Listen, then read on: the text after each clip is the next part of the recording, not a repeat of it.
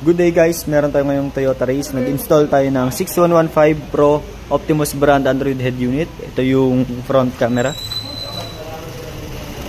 Yan. Ito yung side camera. Tayo sa loob. Ito yung Optimus brand Android head unit na 6115 Pro with 360 camera. So ito yung i-demo natin sa inyo ngayon.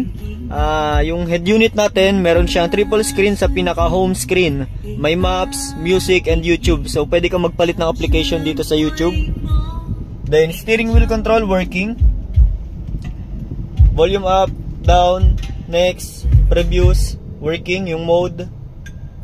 Yan. 360 camera, meron din siyang auto trigger within 20 kph below. Pag ang takbo mo ay 20 kph pababa. For example, left signal light, right signal light, hazard. Then priority ng trigger yung reverse. Yan. Fully calibrated yan.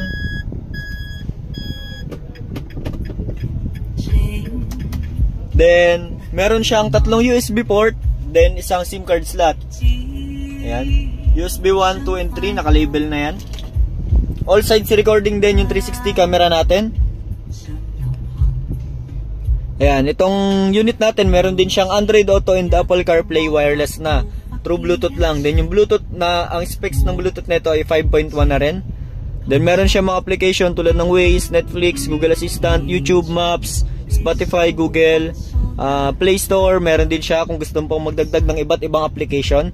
Then ang kagandahan dito sa unit na to, meron siyang optical. Yan. Then 360 camera, dito natin mabaview yung recording. Ayan. So check natin yung function ng ibang application. So sa YouTube, try natin. Ayan.